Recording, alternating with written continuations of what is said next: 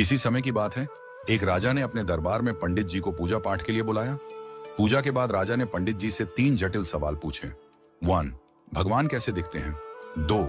भगवान कहां तक देख सकते हैं? 3. भगवान क्या करते हैं? पंडित जी थोड़े सोच में पड़ गए और बोले, महाराज, इन सवालों के उत्तर देने के लिए मुझे थोड़ा समय चाहिए। राजा ने उन्हें 1 महीने का समय दिया। पंडित जी घर लौट आए, लेकिन कई दिनों तक उत्तर नहीं सूझा। उनकी परेशानी देखकर उनका बेटा बोला, पिताजी, आप क्यों चिंतित हैं? पंडित जी ने उसे राजा के सवालों के बारे में बताया।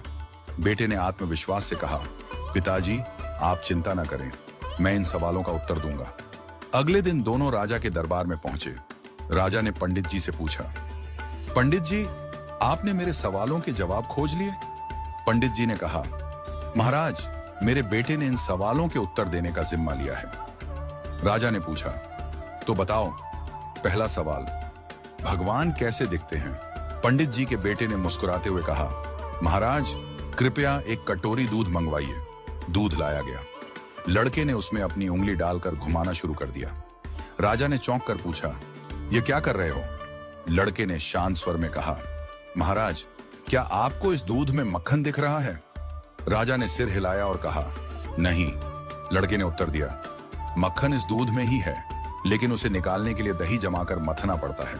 ठीक वैसे ही भगवान हर जगह हैं, पर उन्हें देखने के लिए ध्यान, साधना और सेवा का मंथन करना पड़ता है। राजा ने मुस्कुराते हुए कहा, अच्छा उत्तर दिया।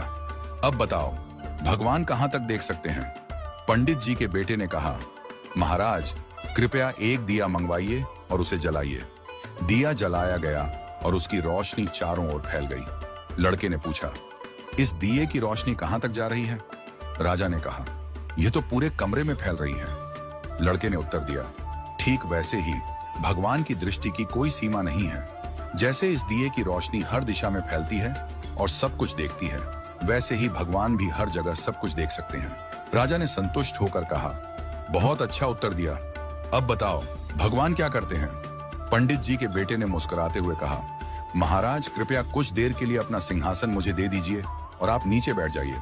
दरबारियों में खुसर पुसर होने लगी, पर राजा को जिज्ञासा थी, इसलिए उसने उसे सिंहासन पर बैठने की अनुमति दे दी। लड़का सिंहासन पर बैठकर बोला, महाराज, अब देखिए, अभी तक आप राजा थे और मैं आपकी प्रजा था, लेकिन अब मैं राजा हूं और आप मेरी प्रजा हैं। यही भगवान की लीला है।